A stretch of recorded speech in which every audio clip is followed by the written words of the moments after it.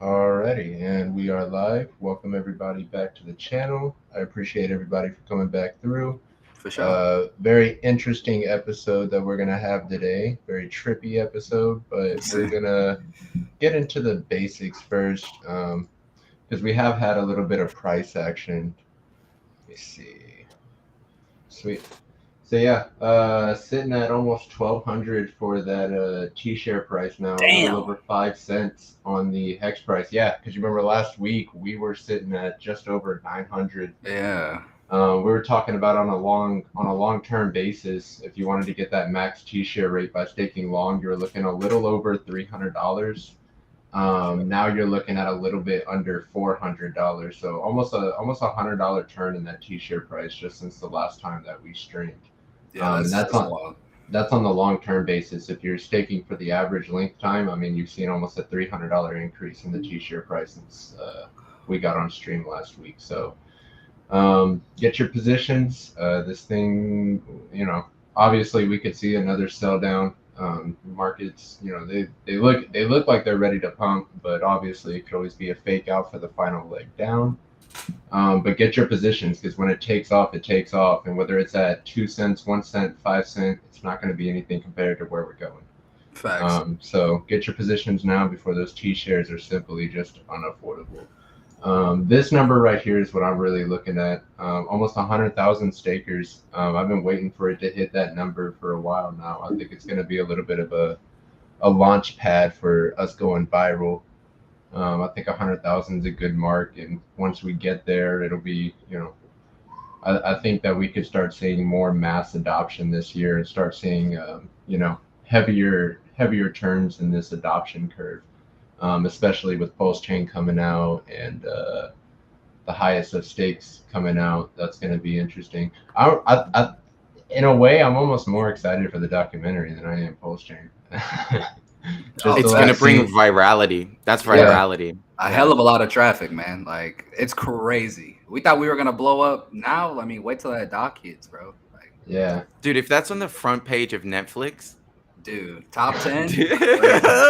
Because Crazy, bro. I just talked about us finally hitting 100,000. If we're getting on these platforms where you're getting multi-million views, I mean, what that's going to do to our adoption is just going to be And insane. isn't it gonna be on multiple platforms like Amazon Prime and Hulu, or is Yeah, it just on Netflix? well, I've heard a couple different mainstream outlets come up. I've heard Amazon Prime, I've heard Netflix. I don't think I've really heard anything else, and I'm not even too sure if those are a for sure thing. But Yeah. I do know the creators said they posted on Twitter not too long ago that they would have answers for that in the coming weeks. They said like Yeah. 4 to 5 weeks at that time. That was probably like a week ago. So Damn. a couple weeks till we could know what kind of platforms our documentary is going to be hitting, and that could definitely be very good for our adoption. So looking forward to that. Payout still, hitting over six. So if you got a T-share, you're seeing 6 hex every single day, no matter what for that T-share. Um, and it's been sitting there for quite a while. Um, do you think that we'll ever see below six payout again? Do you think like the next bull market and people coming in and locking up more supply could potentially knock us below it? Or I saw someone post on Twitter the other day that we've been over six uh, payout per t-shirt for 90 days. yeah, Yeah. it's That crazy. sounds about right, honestly. Because I 980, remember, 27, 30. That's a quarter of this year. yeah, Wow. and I remember, just hitting a six payout was like a good That day. was huge. Now it's every day. So I um, think what happened when the market crashed is that a bunch of the stakes that could have been ended and good accounted now have been with the low gas fees. If you were going to do that at the top of the bull market and try to end a bunch of, there's stakes in the system that have either finished or not been good accounted and all that. Like you see that stuff all the time with Hex Whalebot. You're like, this stake has been good accounted. This thing is like, and that raises the t-share payout. Obviously, not a good accounting because they freeze the t-shares, but anything that gets like ended stake and while the gas fees are cheap, that's going to increase the payout for sure. yeah, definitely.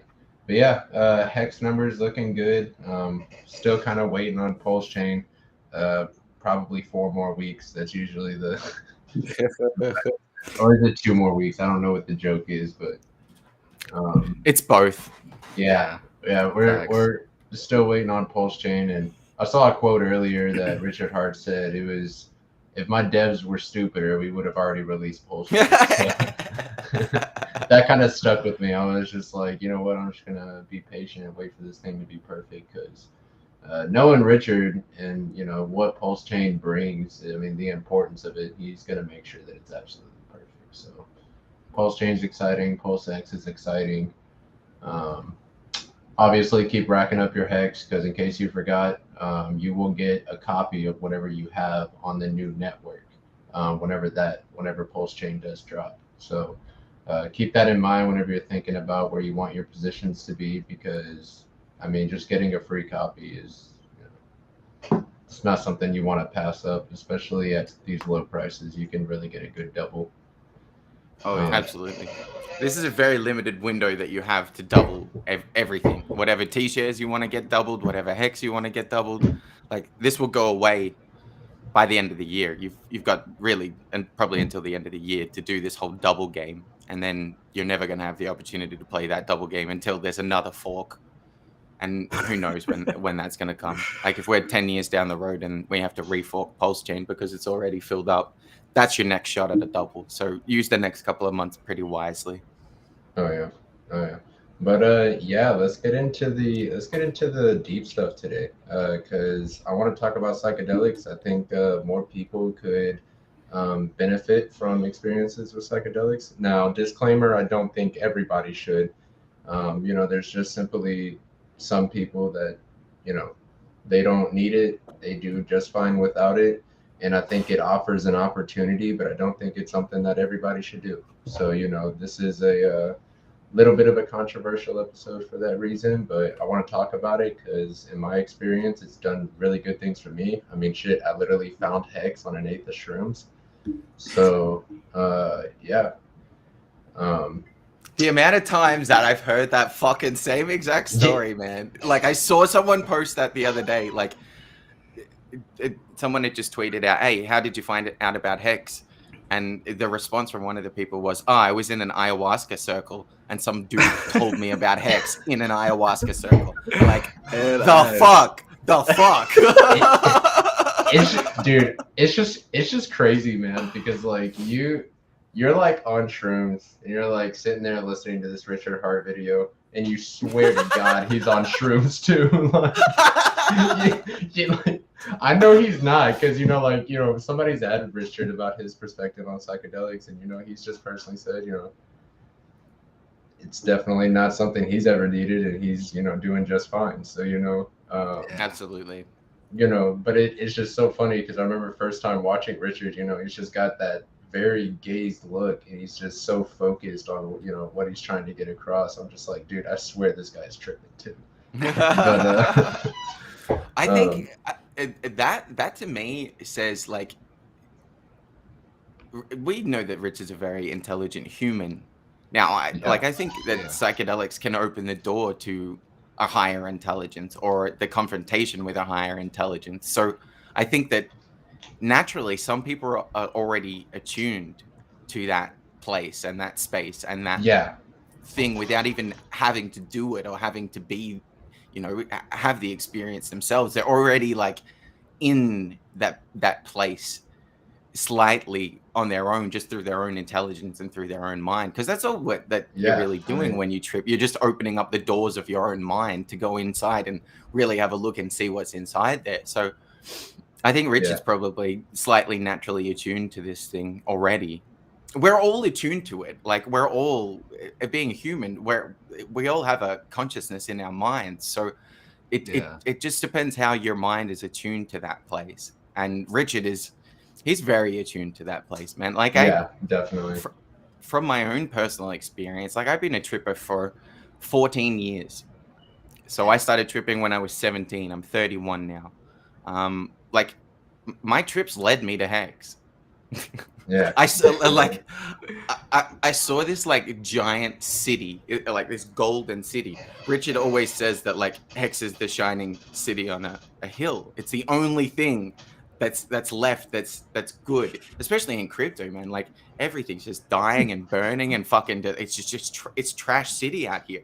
Heck, like there was this like shining city in my visions that I was having while I was tripping, and they're like the hex gradient colors moving, and I'm like, what the fuck is this thing? And I was just, there were trips during that period where I was in crypto, and I was like coming closer and closer and closer and closer and closer and closer to this thing, and that thing is Hex, and that thing is Richard, and like Yeah.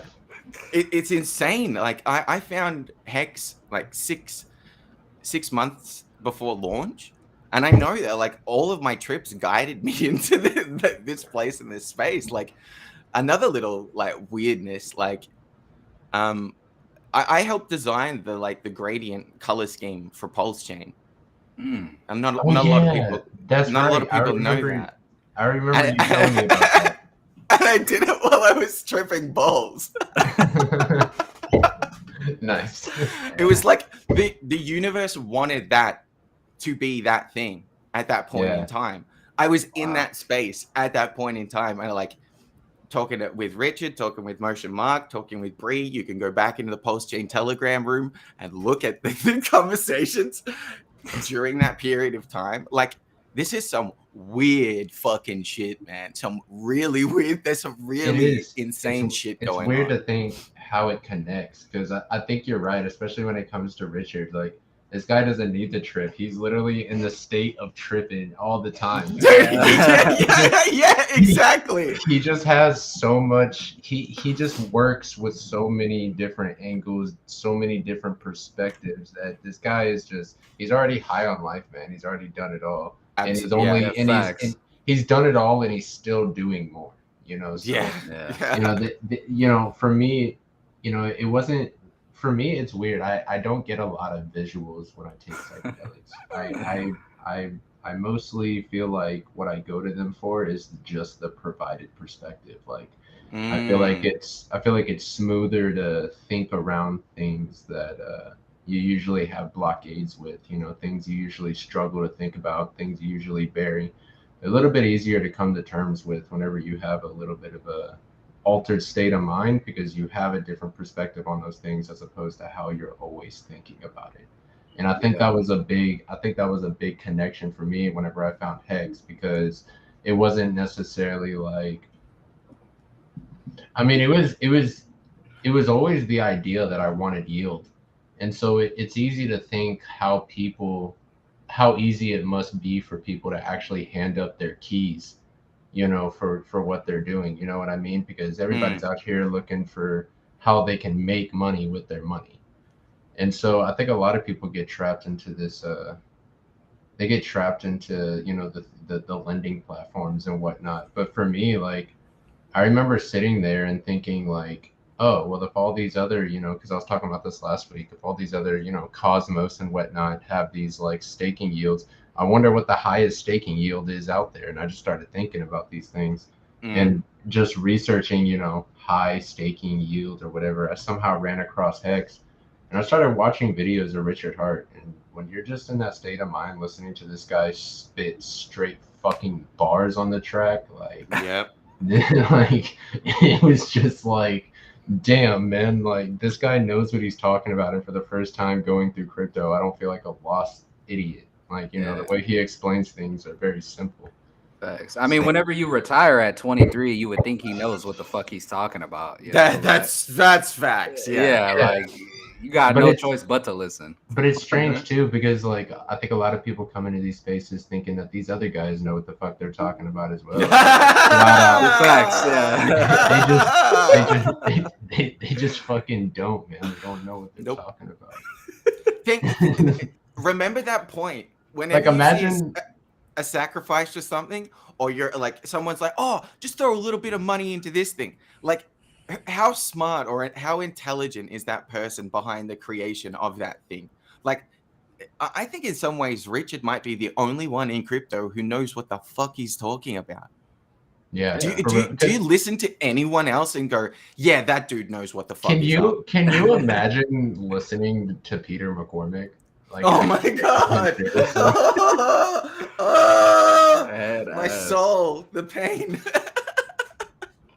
Oh, that's what it's like though when you get into these new spaces, like, and new people come in and they see a Tone Vase and they see a Peter McCormick and they're like, oh, these guys are established. They're they're Bitcoin maximalists. They must know what they're talking about. And then it's just like, oh, they're all under their own form of delusion, and they're just, it's like a circle jerk of delusion.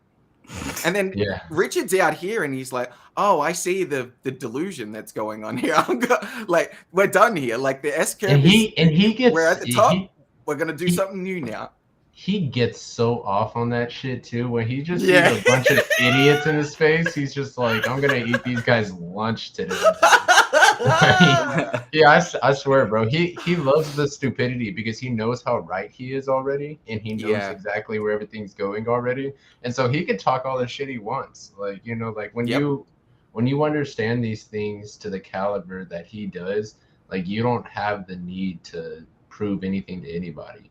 So it's like, even though he's out here trying to educate, when it comes to the delusion, he just straight up fucks with people, and it's hilarious. Like, he will explain it to you in whatever way he wants, and like it's hilarious to see them like try to snap at him, because it literally just gives him that push to just be Richard about it. It's fucking hilarious. The amount of delusion that's going on just on a daily basis, it just everywhere, from you walking out the street to people still wearing masks out there, to like the news, to just, you're like going to the shops and seeing the amount of inflation that's there. Like, we are in like a massive period of mass delusion and mass like mental illness right now, and it is insane, man. I mean, did you come across that during your mushroom trip, Sir Hexalot? Like,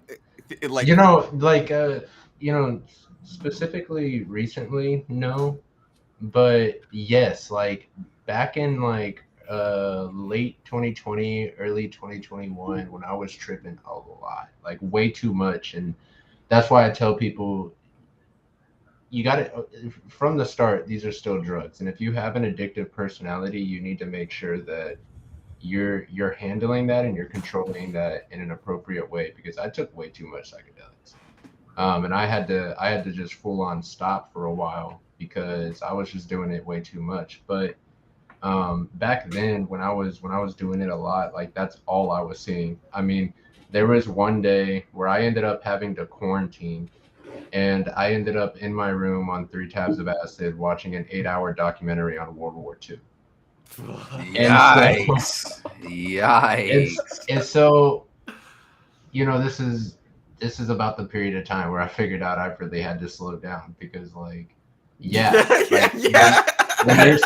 when you're sitting alone in your room on acid, realizing how fucking delusional people are to, like, I mean, you dude, literally watching a war documentary, you are like, that is horror. You are watching the horror of reality firsthand play out. Like, it showed a lot of true colors, though. Yeah. See, and you got to be careful about shit like that, because I remember when I did acid, I fucked up, and, you know, I took like 2 tabs of acid, and I was watching fucking The Walking Dead, just sitting alone in my room in the fucking dark, watching zombies eat people alive, and just had a battery. And then I had a bad trip, of course, because I'm sitting there watching this shit, watching people get eaten alive, and it kind of scared me off from that shit. But yeah, you definitely got to be careful about, you know, your intake, and like you said, if you got an addictive personality, you definitely got to keep that shit in check, because it could fuck you up for sure. Certainly, because it's like, you don't even have to take something that has, you know, addictive properties. Oh yeah. I've had some insight into what addiction is, because I struggled with my own addiction for like a decade. I was an everyday smoker for like a decade. And all that addiction is you're just wanting to escape pain. Yeah. Literally, You're in so much pain that the thing that you go to for some kind of respite or some kind of like, it's about not wanting to, like, addiction is about not wanting to confront reality on reality's terms. Like, you want to escape the pain, you want to escape the suffering, so you need something to maneuver your way out of that. Like, oh, here's the pain, here's the suffering, and it's too much to deal with, and I'm going to go into the addiction.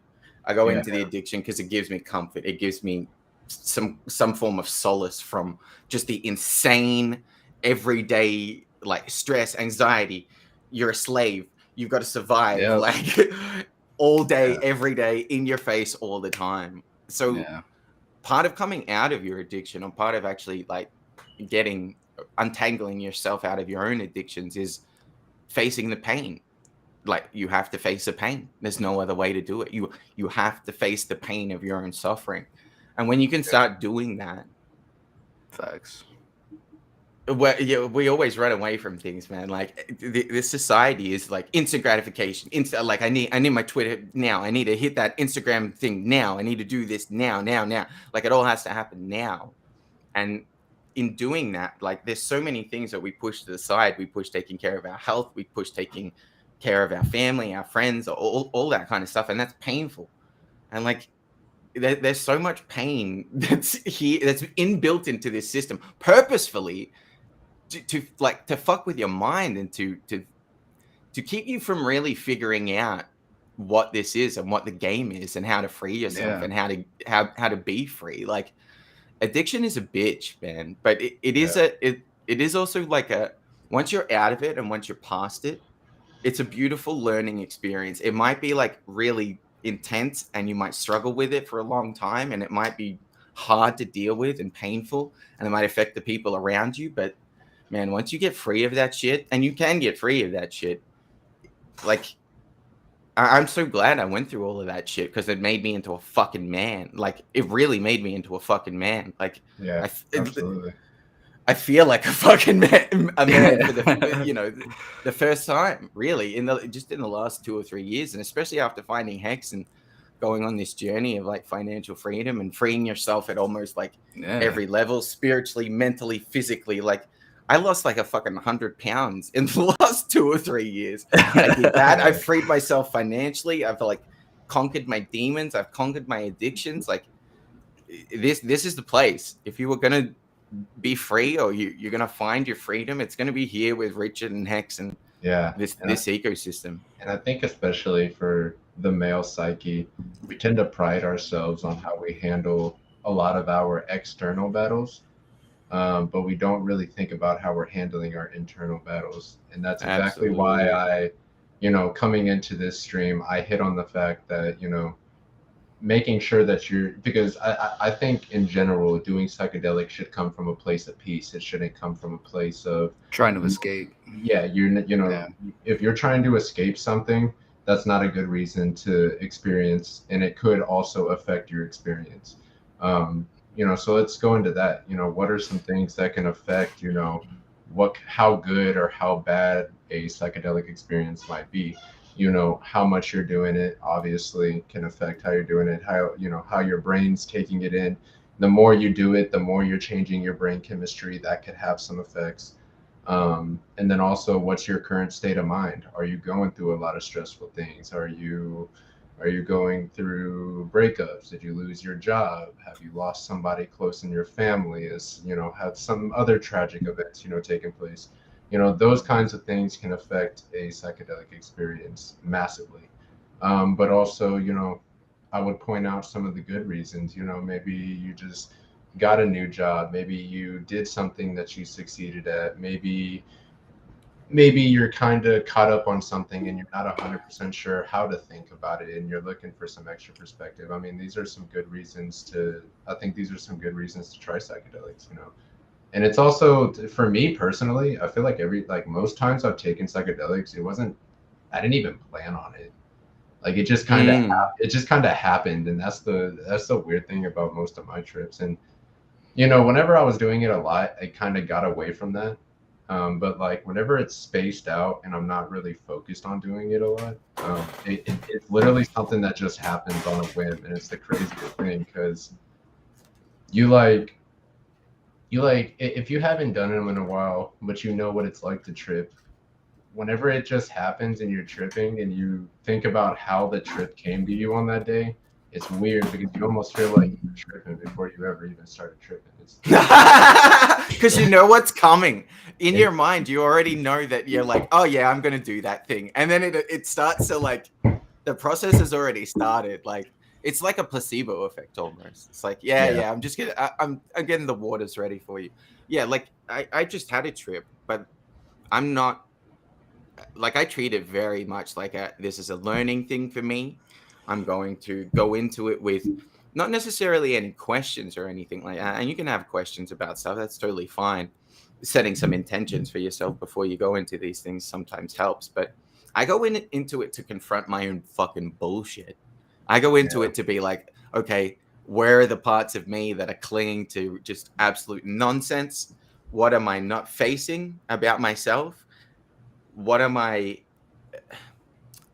are the things that I'm like hiding from and I'm not directly confronting head on? Like this last trip, that was like shit, man. I had no music, I had no distractions, I had nothing. I stared into the fucking mirror for like 6 hours. You know how you know how like when you're tripping, you can get lost in the visual experience, and it's like I'm in a like I'm in the patterns and I'm in the whatever's going on. But this was like a don't send me off into that, like into the patterns and the thing. Stay with me here and let me like what is it that I need to face right now in this moment. That was some intense fucking shit. And you can't talk about it because it's like it's all mental. Like you're not having conversations out loud. You're having like telepathic thoughts between you and whether it's a higher intelligence or it's your own mind that you're fully getting to see the depths of. Like that was another level. I've always had like a distraction element to things where it's like, oh, I'll put on a TV show or I'll have some music there to like help me get through. This was just like, nope, we're gonna confront this shit. It was just me and the mystery, just fucking balls out naked, just like let's fucking go. And Jesus, man. The boy Hex Trafficker. What's going on, buddy? It's our number one fan, guys. That's what I was saying. Glad to see you tuning in, bro. I tripped 2 days ago, but before that, February was my last trip. So February, March, April, May, June, July. Like it's been 6 months between my two trips. Yeah, I took about 1.5 years between my most recent trip. And the one you just had? Yeah, and it was really strange because I guess I expected, since I hadn't done it so long, that it would be like more effective, but it was just really light, really smooth. I spent pretty much the entire time in a pool, just like feeling the water and the motion and just it was that, and it's it's Texas too, so it's weird because whenever I take shrooms, I get really cold. Yeah. Your body temperature fluctuates a lot. That Texas sun, like hitting that water, just felt like I was swimming in soup. It was just nice.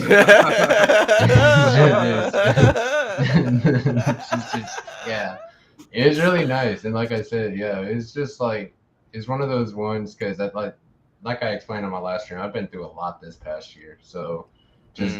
It was definitely a lot to intake, but it definitely felt like it released a lot off my shoulders. But I think the worst part about tripping is coming back to reality sometimes, because it's really easy to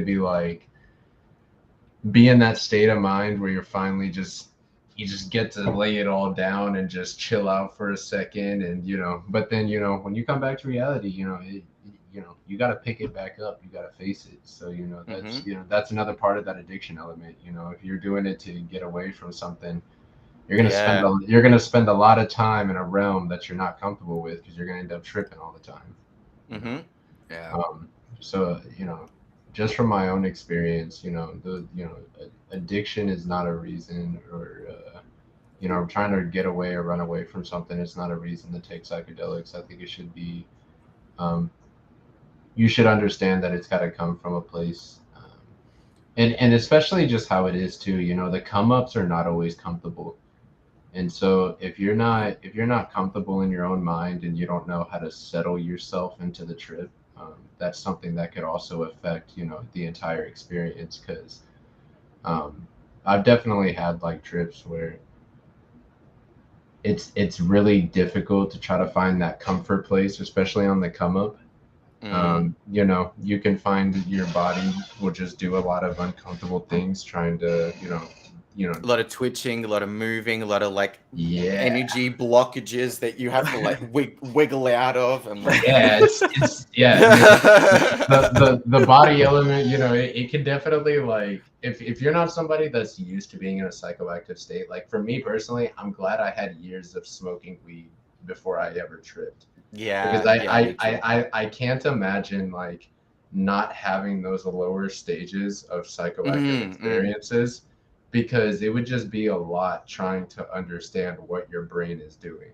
Oh my god, yeah, absolutely. So I would definitely recommend, if you've never done psychedelics, just smoke some weed first. Like, because if you can't, like, odds are, if you can't handle that, you're gonna have a really rough time.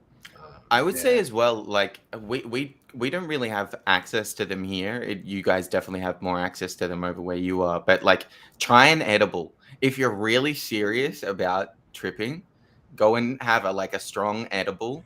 Not strong, but like if you've never had an edible and you've never sat down and you've done that, go and have like a 5 or 10 milligram edible, because that'll be the closest experience that you can have to having a full blown acid trip or a mushroom trip, or DMT or ketamine or anything like that. Yeah. So let me ask you guys this: how do y'all feel about astral projecting? Have y'all ever tried to do anything like that? Like, I've heard of. Okay, so I will actually say, like, maybe not astral projecting. Like, I've never had the experience where I'm like outside my body or anything like that. Yeah. But I do know that, like, I used to, like, it's been hard, especially in recent days, probably this past year or so, but I used to meditate a lot before I went to sleep. And I mean, that can definitely, like, if you, and I guess everybody's going to be different, how they may meditate, what kind of thoughts they're able to succumb to, how far in they can get, especially if you're doing it before you sleep, because, obviously you might just pass out. Yeah. I've had that experience with some people in tripping. They're like, they'll take 2 tabs and then they'll go lie down in another room, and I'll come check on them in 45 minutes and they're just fucking zonked. Like, you're asleep. That's your acid trip. Like, you just slept, dude. What are you doing? But, damn. Oh my god, just meditation is good. Yeah, but like, I think so. Like, but definitely, like, just what I was gonna get into is just like, I've definitely experienced altered perception in meditative states before. If you're looking for a if you're looking to maybe find a alternate way of altering your perception without necessarily having to do drugs, I'd look into meditation, breathing techniques, being able to get away from your thoughts a little bit. Even just like, bodily meditation, yoga and whatnot. I definitely have heard people, being able to find different states of their mind, just through things like that. So, psychedelics are certainly not the only way to, find an altered state of mind that you're not necessarily used to. Yeah, because I mean, at least with meditation, you can choose to go there. But if you fucking take some shrooms or some acid, that shit's gonna force you there. Like, you're like, whoa, it's gonna be a shock. You can't get off the roller coaster once. No, facts. Nope. You strapped in. It's all momentum from there. Sorry. Yes. Yeah. Absolutely. I have had experiences where I've been completely outside of my body, so I know that shit's legit. The first DMT trip I ever had, I'm sitting in just a nice kind of square rectangle room right now. If you put like a camera up in that like corner of the room, Like I was looking at myself through like the camera in the corner of the room while I'm inside of myself. Like I'm looking out of my own eyes from the corner of the room at myself, and I watched my soul like just poof straight out of my body, and then I was boom up into the DMT realm, just within like two seconds of my soul leaving my body, and then I was just in a whole nother, like, you're literally just pulled from your consciousness that's tied to your mind is just extricated out of it, and you're now up in this, you know, higher dimension up here. Yeah. Damn, but, bro. Yeah, once you've had experiences like that, it's like there's no.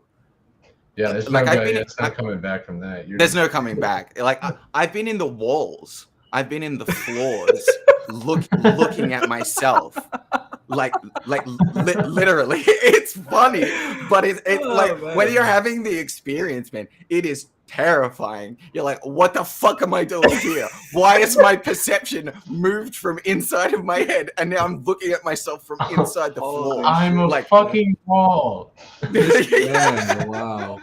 Because really, and this is some like deep stuff. Like, if we go back and we go to a science level, like we live in a field of energy. All that this is just a field of atoms and energy. So perceptually, you're trapped inside of this body, right? Consciously, you've placed your conscious awareness inside this body, and there's not a lot of ways to get out of the body. But there are, you know, meditation, fasting, chanting, all that kind of shit, and psychedelics being another one. But like, there are ways of like pulling your consciousness. It's not like pulling your consciousness out, because the consciousness is still there. It's that your awareness has moved now to another place in the vibrational matrix that you find yourself in, and you can like maneuver around outside of your body and your space that you're normally in, Mac, and you can see the whole field. Real quick, your experience that you just explained, was that DMT? Yeah. Oh, okay, cool. Yeah, but I've had this as well on like high dose acid, and I've had it on high dose shrooms as well. But there are different levels to these things. So like facts. I've had like 11 gram to 17 gram mushroom trips. Where it's it's some fucking shit, man. Like, holy shit. I take That's this what stuff, I'm like, saying. I'm a 14-year deep, like, hardcore tripper, man. Like, there's levels to tripping. And LSD is so weird too. It's so like, it's very like, ooh, you see the whole whole spectrum of things. To me, it's like opposite. I feel like it's so pinpoint. Like I feel like my brain becomes like really sharp. Like, I react to things clear and sharp. There's this clarity with LSD. Yeah, it's a very strange one. But the problem I had with LSD is very like I find mushrooms are very like there's a pulsating nature to mushrooms. It's like what I like about mushrooms is that I feel like they're more consistent. Like, I feel like I know what I'm gonna get out of shrooms. Absolutely. Because the person making the LSD, if they're not good at making the LSD, then you get a subpar trip.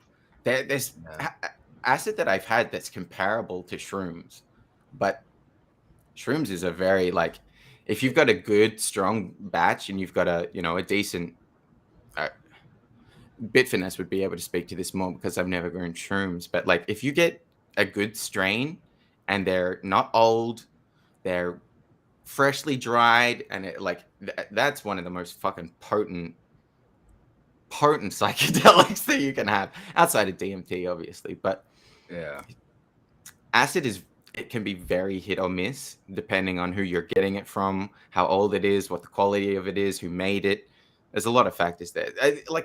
It just blows my mind that these things are not like more regulated. It causes more harm to people not being regulated than being regulated, because I don't know what I just had. yesterday when I had my acid trip. I could have had 2CB, I could have had 2CE, like it could have been some kind of synthetic derivative of acid that's non-acid.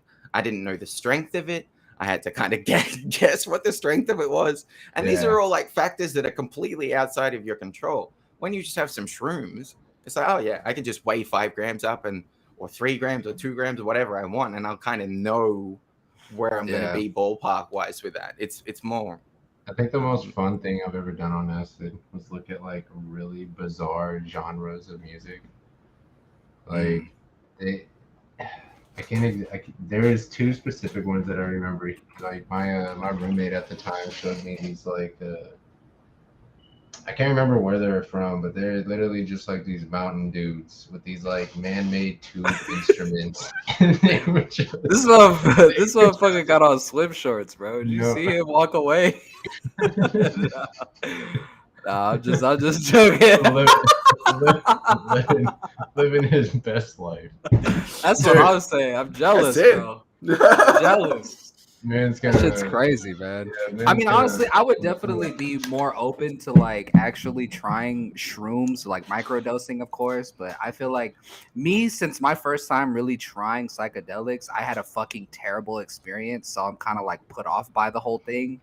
So I feel like I would have to literally slowly ease my way into it. But I mean, like, I'm all for broadening my perspective and shit like that. Like, I would definitely want to try it again because, like I said, the state of mind I was in when I took it, I was in a terrible place.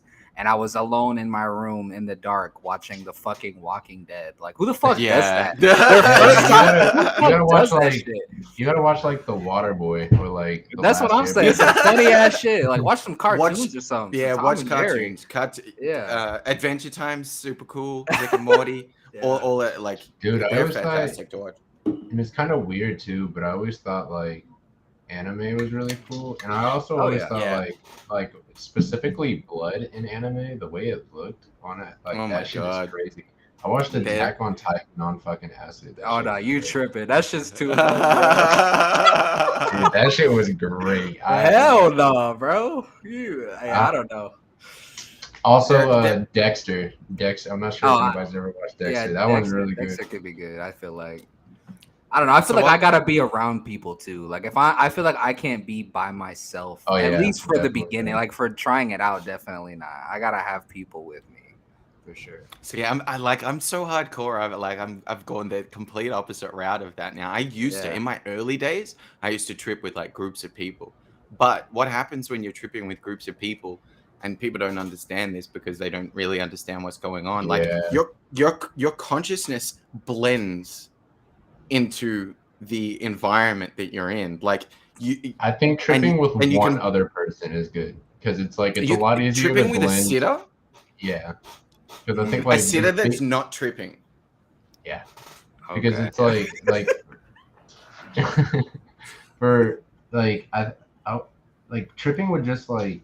Okay, because it's kind of like you were saying, like you're blending, like like your consciousness in a way. So it's like having like every person you add to that trip that is also tripping is gonna make that blending more like complicated. Yeah, man. Because what psychedelics do is they dissolve your boundaries that you've created in your mind. They dissolve your identity. They dissolve who you think you are. They dissolve concepts. They dissolve ideas. And what they do is they put you directly into confrontation with the source of reality, the core of reality. So they're like, you've seen people talk about like lifting the veil. Okay, you have to like pull through all of these veils to like figure out what the truth is. Everything is like illusion. So you have to like wade through these layers of veils basically, and we all have our own veils inside of our minds that we're trapped inside of, and psychedelics dissolve those veils.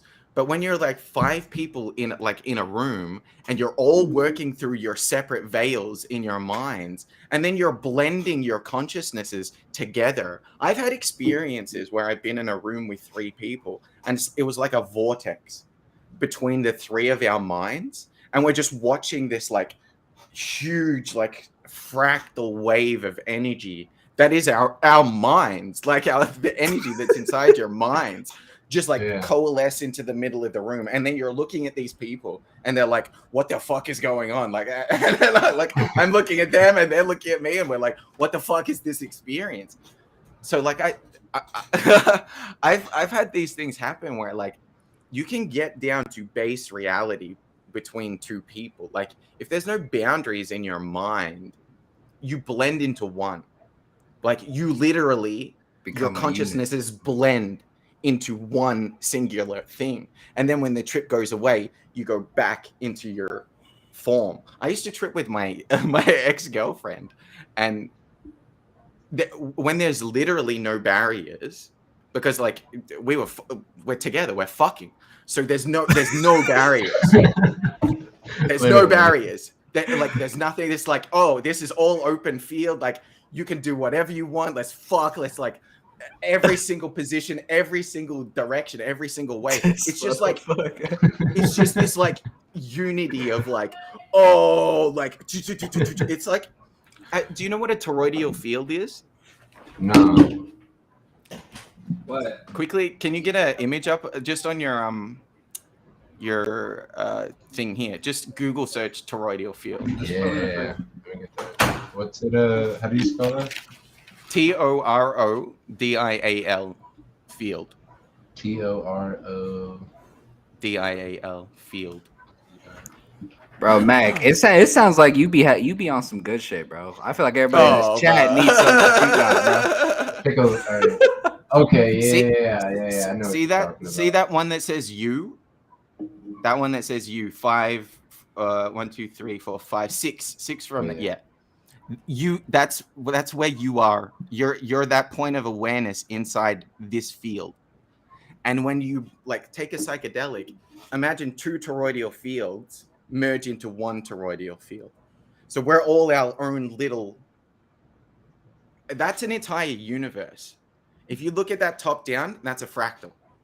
That's a mathematical fractal that goes up and like, and that's the present. Right in the center of that is the eternal now. Like you're in the eternal now when you're in that center, and the past is there and the future is there, and it's all bleeding. It bleeds into the eternal. Dude, we should have like we should have like an astronomy episode one of these days where we just talk about like universe and the stars and black holes and just fucking go into it. But this is a mathematical, like this is what you are. You're a field of energy, and you're a field of awareness. And this is scientific. This is mathematical. That's why they call it psychological. It's everything. It's because now we're going into physiology. And, for a lot of reasons, like emotion is literally just energy in motion. Yeah, dude. The amount of things where like spelling is like. Because it's like you said, your heart's constantly pumping. Your brain is constantly having neurons sent through it. Your bladder constantly flexes to hold your pee. Like these are all things that put off electromagnetic waves, because and this is your physiology, how your body functions and at what pace and what vibration and how healthy and how unhealthy, these are all a part of your physiological energies. And that's that's what Mac's trying to tell you, is that whenever you go into these trips, you become a lot further aware of these physiological energies within yourself. And you can see them. You how can positive see them. You can experience them. You can watch them. Like you're watching this play out. I've had trips where I've seen my own toroidal field.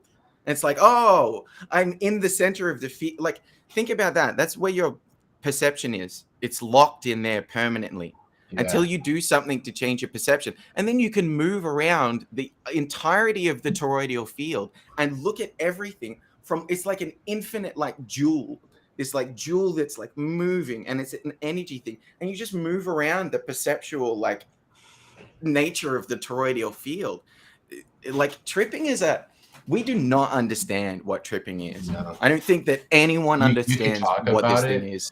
You could talk about it, but you can only go so far before people are like, you don't know unless you've experienced it. Yeah.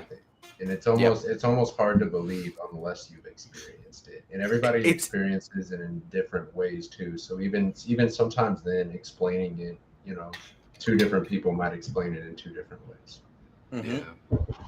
So it's definitely a but unique experience simply because like nobody's gonna know how your brain was perceiving something. no. No, yeah, facts. You know? The thing that I want to say to people is like most with this stuff is like a lot of the time we're afraid of our own minds because we don't understand our own minds. And so when we have like bad trips or bad experiences or anything like that, it's we're discovering a new element of our mind that we maybe haven't encountered before, we haven't registered before, we haven't been able to have that experience before. So there's nothing to be afraid of in these higher states of consciousness. It might seem weird. It might seem terrifying. It might seem like madness sometimes, but it's not. It's it's just a higher dimensional l- like looking at the same thing. Like if I took you up into another dimension right now and I made you look down at this like this dimension of experience from another thing, it would look completely fucking different. But there's nothing wrong with that higher dimensional view, and there's nothing wrong with the lower dimensional view. A lot of Yeah. the time we can't handle the experiences that we're having. I mean, just think about going back to addiction. Life is hard enough. Like just navigating through regular old life without any anxiety or stress or depression or whatever. That's hard enough. Now, I'm going to take you into another fucking dimension of reality, and you're going to have to figure out how to do it from that level of perception. That's a trip. Like, but that's all that it is. And after you've been to these places enough and you've had these experiences enough, and you're like, oh, I don't have to be afraid of any of this stuff, or I don't have to be scared of any of this stuff because everything is me. All of these other points of perception are also myself.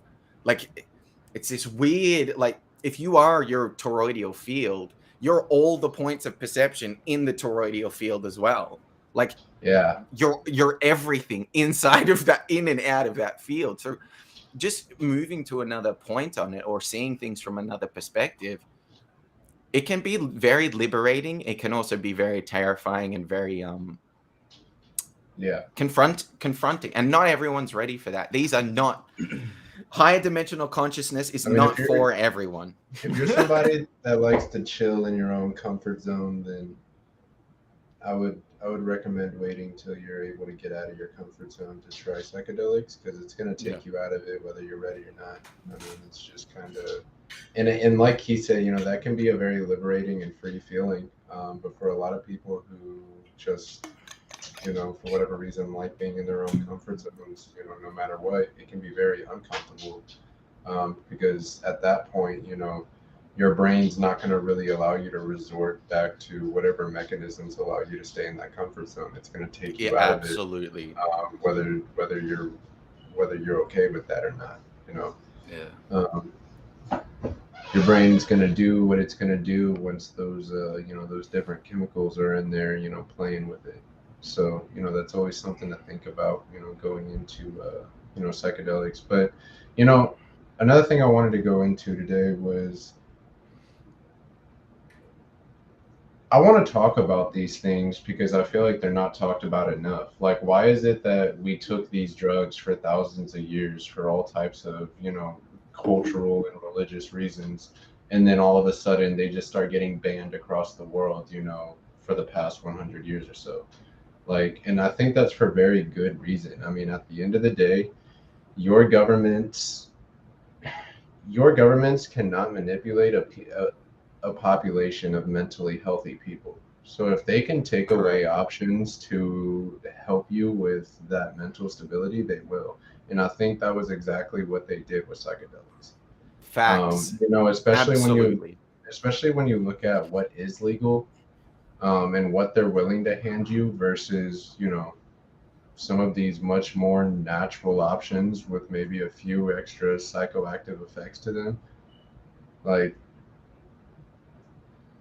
it drives me nut that people just don't talk about that because especially in today's world where they are literally just feeding us the poison so that we buy their medicine, but they're sitting there banning the ones that we actually need to like help us.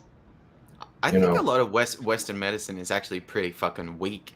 It's not Yeah, like, it's not. oh, let's cut open everyone and do these like surgeries and like, oh, we need to remove wisdom. Like the amount of times that people have said, hey, you need to get this fixed or you need to do this. And it's like, no, man, you're just trying to fucking get money out of me, or you're trying to make a quick buck, or you're trying to do like vitamins.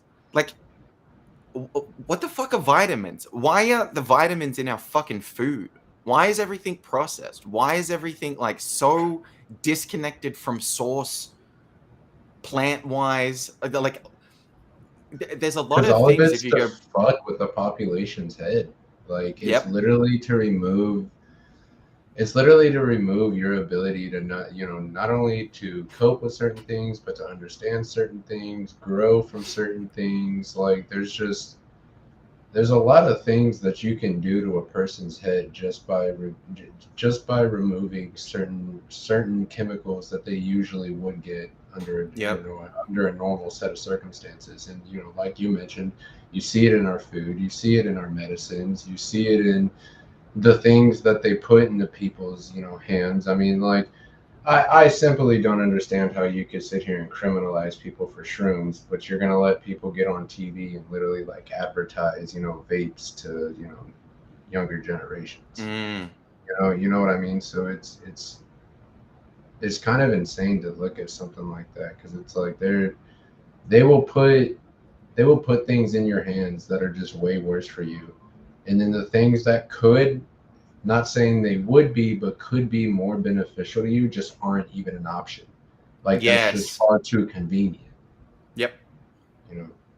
I mean, I was watching MTV last night, and it was like 70s, 80s Tell us about classics. gatekeeping the drugs. They're gatekeeping the psychedelics. They Hex, don't- Hex is a psychedelic drug. Let's be real. yeah, bro. That shit's a trip. Like knowing you're gonna be fucking wealthy one day, but still being a broke pleb. That shit's a trip. Paradox. That's a high paradox right there. Yeah, I was watching MTV last night, and you go back and you look at the film clips from like the 70s or 80s. There are no obese people. There are no obese people. If you go back and watch like music videos from like the 70s or 80s, they're all fucking fit as fuck. They're in tight little like outfits. They're prancing around singing their songs on MTV. And like no one is fat. No one is overweight. No one has mental illness. No one looks like they're fucking out of And their then minds. And then you communism put on happened. and then you put on like MTV from 2022, and it's like people are dancing around with their half their hair shaved out and a fucking green mohawk out the other side and a face full of piercings, and like now you have plus size models everywhere, and it's like what the like we're going through some weird fucking reality tunnel Yeah, right now right. Like where Victoria. everything's just morphing and twisting and like it's crazy, man. It's fucking crazy. Victoria's Secret models started looking like they run book clubs or something, bro. Like, Dude, they had the world's first Down syndrome Victoria's Secret model just recently. You can go Google it. and It was a thing. it's so weird too because it's just such a shift, like you spend all this time, like, and I guess specifically in that situation, like basically making women feel body shamed by putting these like really sexy women as the Mhm. models, and then just kind of like switching that up, to the other perspective. And I could see how a lot of people, would, be okay with it, but like these generally just like fuck with the perceptions of, young girls that are Yes. looking up to these, projects. It goes from, well, I feel body shamed, but then it goes to being overweight is okay. Yeah, Neither one of yes. those perspectives are necessarily healthy, and it's the perspectives that they're trying to force into, how they're advertising these products. It's very toxic. It's weird. Everything has pros and cons, and the pros and cons of things aren't always necessarily obvious until Yeah. we actually like play the thing out in reality. So like even some of these ideas that are playing out right now with cryptocurrencies and things like that and Bitcoin, like we don't know what the intended consequences of these things are. Think about, like, I had this thought in the shower, like just before this stream. I was like, I just imagine fueling my car with Margaret's bat fat. Yeah, dude, that's some Fight Club shit right there. That's what I'm saying. We'll make some soap out of that shit and sell that fucker. Right? Yeah, I had that thought in the shower where it was like, okay, think about slavery, right? Slavery in America hundreds of years ago. Think about right now, today, there are still people that are like, that want reparations for slavery. Yeah. So that idea of slavery is hundreds of years old, but we're still playing out the consequences of these ideas that happened hundreds of years in the past. And still today. That should go to show people how important it is to pay attention to the little details, because slavery is something that might have been normal back then. It's hard to see, what kind of generational impacts your decisions to consenting to some kind of level of, narration or, I guess just like grooming, forcing certain ideology, because it makes me wonder, like, people aren't born a racist. That's something that people grew into. It's narratives and perspectives that they were teaching to young people, and these generations and ideas just carried on for a really long time. So it's really important that we pay attention to, like, the little details of what kind of narratives, what kind of propaganda, what kind of grooming is happening in our society, because they're trying to, what they could be putting on us now when we might be walking around as everyday normal could have serious impacts on future generations. And we see that with the things like slavery. It was something that was really normal, and a lot of people didn't question it, and thank God that there was a group of people that actually started to. Yes. But at the end of the day, like that, it's like you said, that still to this day has generational impacts, even though something like that was treated as normal back then. Absolutely. Think about, we just said, like, they're constantly shifting definitions of things, right? So they'll define something and then we'll slowly shift away from that definition into a new definition of something. What just happened with in the last couple of weeks with the definition of recession? Yeah. These dumb fuck idiots, bro. They just started. We're gonna change these fucking ass backwards assholes, bro. Like, who does that? Like, they're just like, we're not in a recession because we recently just changed our definition of recession. All right, that's your answer. It's like, what the fuck do you mean that's our answer, bro? We're fucking crashing. Do something. It's so weird, bro. But then they also, like, think about, like, what we've just witnessed with this whole vaccine program. Like, the consequences of what we're about to witness over the next 10, 20, 30, 40, 50, 100 years because of what has happened in the last 2 years. Who the fuck knows where this is going to go? Like, the amount of people that will die from this, the amount of people that will be maimed and suffer, and all of that kind of shit. Like, we have no idea about the consequences of what. Look at all the cases we're already seeing. I can't imagine, like, the generational effect it's going to have on kids that were, like. And then they even changed the definition of a vaccine. They changed the definition of a fucking vaccine so that they could run this thing the way that they wanted to. I mean, you're going to watch this. They literally patented COVID, and you can't patent naturally occurring events. So that should tell you all you need to know about what the fuck COVID is.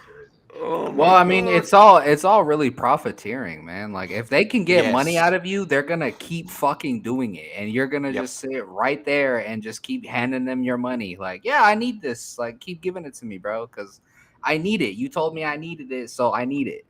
And they're stuck in a fucking vicious cycle, man. And it's like, this is an Attack on Titan quote. To be a human. It's true, man. Yeah, it definitely is. There's a lot of truth to that. Exactly. Especially within yourself. Yeah. Oh yeah, that's the Yeah. biggest one. Yeah. Facts. You know, that's the hardest part about it is balancing yourself enough that you can fight both of those battles because they both matter. Absolutely. Yep. Your external world is your experience. Your internal world is, your moral and standards. It's the woodwork of you. It's what, when it falls, you fall no matter what's going on externally. So, Mhm. being able to, keep your house right upstairs, and then also being able to, fight all the external battles as well. That's the balance of life. If you can figure out how to, work your inner battles and also handle the outer ones, you will definitely see, large amounts of success in your life. That's an interesting thing as well, because like you see a lot of people that like they might be successful on the exterior. They might have huge amounts But of never wealth and handled those success. battles in their head. They got Yes. so used to them over a lifetime that they're almost impossible to expel at a certain age. Yeah, look at all the celebrities, or look at all of those people that like commit suicide. Like they lost their internal battle. They may have succeeded on the exterior with a lot of their stuff, but like if you can't win your internal battles, you're not going to be happy. You're going to be anxious. You're going to be stressed out. You're going to be worried. You're going to be constantly in these like weird states of being where you don't have like it's not that you ever have control over things, but it's that you stop feeding the things that are fucking you up. Like you stop feeding the addiction, you stop feeding the depression, you start feeding other things. You start feeding the healthier side of yourself, like taking care of your what you eat, what you drink, what you consume, the drugs that you're taking, the alcohol that you get, like all of those things. The internal is the same as the external. Like paradoxically, if you don't have your shit right inside, you don't have it right outside. And if you don't have it right outside, you don't have it right inside. Like it's this weird dance between the two. And a big part of that is like alignment and balance. And Yeah. balance and alignment is one of the biggest things that I think it just gets overlooked in today's world. Yeah, And definitely. psychedelics can bring you back into that balance. They can also throw you out of Yeah, that balance definitely. depending where you are. But If you're a little polarized and you've either spent too much time in your head or you've spent too much time not dealing with the things in your head, it can certainly put you back in a place where you can kind of put everything out on the table in front of you and at least see it. You may not have yes, the solutions right then and there, but at least you can put it out in front of you and get a good perspective, get a good view of what it is that you're actually dealing with in your own head. Yeah, it makes you answer the right questions. I mean, I don't know. I feel like a lot of people should really take into consideration like about truly trying psychedelics, to just take you out of your comfort zone because, if you're too complacent in life, then you don't grow. There's no room for growth and you're just kind of stuck with what you've been doing forever. I mean, I'm a hell of a lot different than I was last year, and I'm gonna continue to grow till the day I die. Even after I die, I'm still gonna, continue to I feel grow that. after that. Yep. Yeah, 100%, man. Dude, if you're not learning, what is the point in what is the point in existing? What are you doing at that point? Like you're Exactly. life's just kind of moving you from point A to point B, and then from point B to point C, and then back to point A again. And it's uh like you notice that a lot with just people in general. I notice it a lot, maybe is more an accurate statement, but like they have no plan, they have no goal, they have no ambition. They just like wake Yeah. up, they go to work, they do the work thing, then they come home and they go to bed and they rinse and repeat. And it's like Yeah, your life is on autopilot, man. Like, yeah. It's just a routine. And that's yep, it. the society has a role for you to play because you can't think for yourself.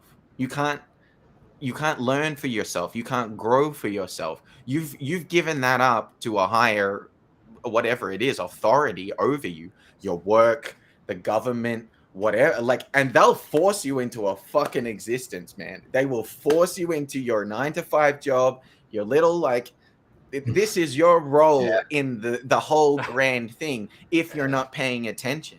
But if you're paying attention and you're like, oh man, I can do something with this, I can learn something with this, I can grow with this, I can have a vision, I can have foresight, I can see where I want to end up, and then I'm going to take the steps to get there. Like, people get caught up in life, and I don't think most people are actually living. Most people are just surviving day to day. I don't think most people understand what it is to be Yeah, I mean, fully living life. you know, and I myself am guilty of that. You know, I have found myself just not really living the way I want to in a lot of ways. You know, and I think that's something that a lot of people go through. And so, you know, I just remember with my most recent trip, it just felt really relieving to just like let everything off the shoulders for a second and kind of, you know, view things in a way that I haven't been viewing them. Because sometimes you can just get trapped in the way that you're viewing things. You put yourself in a loop, and you start thinking about the same mistakes. You start thinking about the same regrets. You start thinking about what you could have, should have, would have done. You can't change the past, and you can't predict the future. You know, the only thing that you can really do is right here, right now. And so, you know, I think psychedelics have provided me with a good perspective that, you know, right here, right now is the most beautiful thing you've got. You know, worrying about the past, worrying about the future, that's gonna throw you into the hamster wheel in your head that you're gonna get too tired of running on. Yeah. Well, a lot of it is people just can't really live in the moment. Is they're too worried about the past, they're too worried about the future, and it affects fucking all the things that they do from that point on. And it just, you know, a lot of people end up unhappy. And I mean, in the end, what really is happiness? You know, like I don't know, bro. This shit is just very confusing. It's all a big fucking hamster wheel. You just keep running on that hamster wheel, spinning, hopefully trying to get somewhere that you probably never end up getting to. And it's a depressing thought, but I mean, I don't know, man. Everybody's got to be drunk on something to keep pursuing, and Yeah, it's fucking deep, man. It's deep yeah. as fuck. That's the attachment element, or maybe not even like an attachment. Maybe people just I don't know. Maybe people want to feel seen, and I think people who latch on to certain things that make them feel more noticed by people. Yeah. And then you know, sometimes it's not always as noticeable as it used to be, but they're still kind of attached to how that used to. And it may not even be noticeable or being seen. It could be, you know, another realm of something that just makes you feel good. And then once it wears off, people are still attached to it, and it's like you gotta find a way to let that go, because that wasn't really giving you that same level of happiness that you're looking for in your life, or, you know, whatever it is that made you feel like you wanted it to begin with. If that fades away, I think a lot of people, and even myself especially, is definitely one of my most toxic habits, just doesn't know how to let go. You know, and that's Absolutely, yeah. and Attachment is such a fucking it's a it's a I mean, double-edged sword. It really is, because you want to attach to, like, you want to maybe you want to connect with people, you want to connect with places, you want to connect with spaces, you want to do that, but we always seem to like over attach to things. yeah, We and I always think attach too much, and then when we have to detach, it causes this amount of pain and suffering, and people don't know how to deal with that pain and suffering from the detachment side of it. And it's like, that's what, like, I know that that's what caused my addiction. My addiction is stemmed from the pain of past things that happened to me, and then I didn't know how to deal with the pain, and I never dealt with the pain, and I attached myself to my pain for so long that until I said, okay, I need to like confront this pain head on. I need to look at it directly. I need to feel everything that it's trying to teach me. There's a really great quote about pain, and it says, "Pain will leave you when it stops having something to teach you, and not until that moment that you've learned what your pain has to teach you, you're not going to be free of it." So it is this like, you have to confront things, and you have to learn to let go of all of that stuff, because there's like, it's not worth holding on onto anything really in the context of life in general. I mean, connect with things and like have good times and good vibrations with people, but like your friends are going to come and go, your family's going to come and go, your animals, your pets are going to come and go, your, you know, everything's going to come and go, your money's going to come and go, your health's going to come and go. Everything is transitory. Everything is fucking like dissolving through your hands as it's happening, because time is happening, life is happening, things are moving in another direction all the time, so everything's just like it's flowing through your fingers all the time, and we're trying to catch life and cling to it and find some stability in things. And then once it falls apart, it's like, oh shit, like I don't know how to deal with this now. I don't know how to deal with the pain from the detachment of things. But if you can, and it's hard because it's different for everyone, because we all attach in different ways to different things, like whether it's a relationship or whether someone's fucked you over or it's a past trauma or whatever. Think about what addiction is. Like something happens back in the past and it fucks you up, and then you're trying to find a source of like respite even through to the present moment, but it's still that pain that you haven't dealt with all the way back here. And you bring, like, your addiction is brought from the past into the present, and now it's like, oh, my past is in my present and my future is in my present, where it should just be the present. You're presently in the present here. That until you really understand that about your own addiction, you can't get free from it. Like there's no space to get free from it. There has to be a moment where you decide to confront it. Otherwise, you'll live in endless pain over those things. It's just a fucking loop. It is. And like that loop, it's a reflection of other things as well. But like the hamster wheel that you mentioned earlier, life is that hamster wheel. Yeah. Until you can look at the hamster wheel and go, oh, okay, I see that this is a hamster wheel, but I have the ability to step off the fucking wheel. If I really want it, I can step off the wheel and I can get out of it. And I can and psychedelics help you find that perspective. They have for me at least, but they can take you off the wheel of your own pain and suffering. And they can give you a perspective over here that's like, oh, now I can see my pain and suffering from another perspective. I can see it from another angle. And I can do something with it. I can do something about it. I can either confront it and try and figure out what it's trying to teach me, or I can at least escape it temporarily for a little while and gain some space in which then maybe I can start to work with it and like shimmy out of it and wiggle out of it. Like I think since like working through all of my addiction and my pain and my trauma and all that kind of stuff, it's taken years.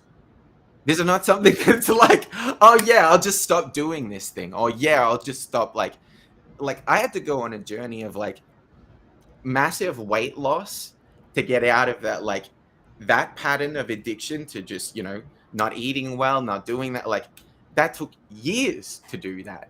It took years to get out of like the smoking everyday habit. Like I was in that for a fucking decade, at least a decade of doing that every fucking day because I couldn't deal with my own pain and trauma. It wasn't until I had the space that pulled me back. And like Hex helped with that. Absolutely. That made me financially free to the point where it was like, oh, I can sit here every day and watch this. And I can just watch it and I can watch it. And then I can slowly like move out of the thing. And you finally like get out of that loop that you're stuck in, where we all get stuck in these mental loops of like just even your day-to-day existence. Your day-to-day existence is a loop in itself. You wake up, you go do the things that you need to do, whether that's working 5 days a week. You're in that loop day after day after. Like it's an intentional loop that they keep you inside of. And until you get that perspective, or you can, the space, you're trapped in it, man. Yeah. I know from my own experiences, like I want to try and help people have these perspectives and have these experiences because like these are needed, man. Like this is the world needs this, whether they know it or not. Like the world needs psychedelics. It needs them, and like. There's a part of us where it's like, oh, we everyone's always like, oh, so like psychedelics are not for everyone. That's so fucking obvious. Like that's the most obvious statement. What is something that's for everyone? Facts. Food, Yeah. and water, maybe, and sex. That's something that every human being needs. Outside of that, there is nothing that's applicable across all spectrums of everything else. Like cheeseburgers are not for everyone. Like there's some people that eat a fucking cheeseburger and their neck will swell up and they'll fucking die from eating a cheeseburger. Like I want us to like move away from that idea. Like it's obvious that psychedelics aren't for everyone. Absolutely. It's absolutely obvious to me, or it should be to everyone that they're not for everyone. But for the people that do want them and that do want to have those experiences and that like need them, like at a deeper subconscious level, we need them. Yeah. Let's open that paradigm. Let's open up that doorway and start walking through it as fucking like mature adults that can act like we can benefit from these things. It's insane that we can't, as like mature humans, get to this place yet. Why? Yeah, no, because we got a bunch of children running the world. That's right. Well, I feel like a lot. Well, I feel like a lot more people need to have that self-awareness, because there's a lot of people who self-medicate and just drown in their own self-deprecation, and they just get lost in their own world. And it's like a lot of people really need to reevaluate what it is that they're trying to do in life. And there's people out there who are just living to live, like just because I'm here, like, oh, I'm here, like that's it. Like people really struggle with trying to find a purpose in life, and that shit is fucking sad. Like it's very sad, and it's just depressing to think about. A lot of people really lack that self-awareness. And like I said, if you're too comfortable being in your comfort zone, you need to get out of it sometimes. And I mean, you know, like it was said, psychedelics aren't really for everybody, but you know, meditation is a good way to kind of ease yourself into that, kind of broaden your mind and your spectrum of what it is that you think reality is in general. Like you need to open your mind, because there's more to life than just that 9 to 5 and just doing basic shit, routine shit. Like, there's way more to it. And I don't know, the way the world is going right now, I feel like everybody needs some psychedelics or something, man, because this shit is getting crazy out here, man. Yeah. Whether it's that or whether it's the things that surround it. Like that was a good thing that you just brought up then about meditation. Meditation is something that is applicable to everyone. Exactly. Like everybody can do it. Food, sex, water, meditation. Like we can all do those. If everybody had those 4 things in their life, we'd be a lot more productive as a society. Oh my god! I tweeted that out the other day. I said meditation. I said if we started like if we all just fucked more and fought less, so many of the problems of reality would go away, man. Right? Make love, not war. The problems. Yes, dude. Yeah. Like, how many people are undersexed? They're not fed enough. They're not drinking. Me, bro. Me.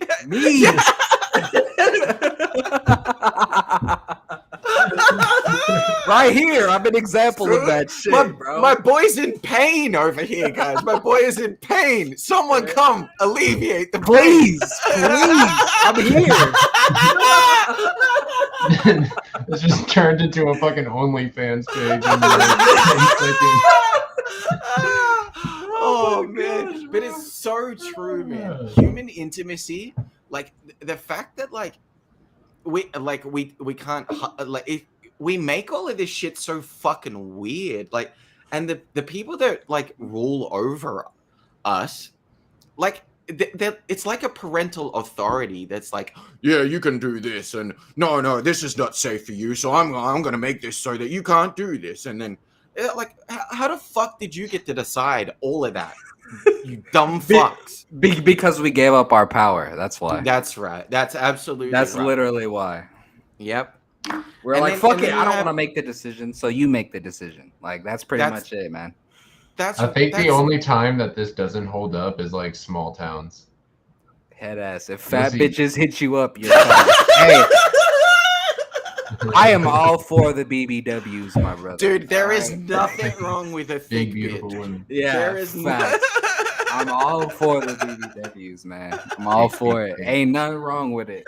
More cushion for the pushing. You feel me? You heard that, ladies. Hit up Smash Kane, slip in the DMs, get it going.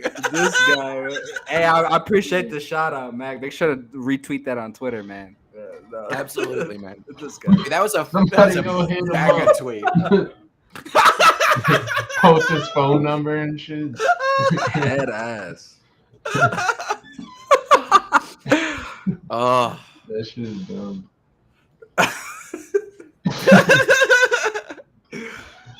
This shit has been very enlightening. I'm fucking with this topic. We need to have more topics where we branch off from just Hex, but still Hex is the main focus. You know, it all gravitates back towards Hex.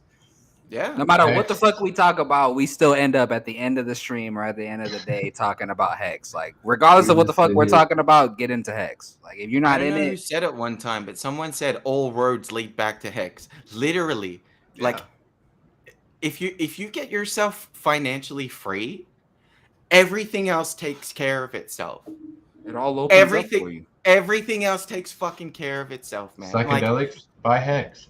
Government out of control, buy Hex. Buy Hex. You under sex, buy Hex. Everything leads right back to Hex. Oh my god, that's so good. Under sex, buy Hex. That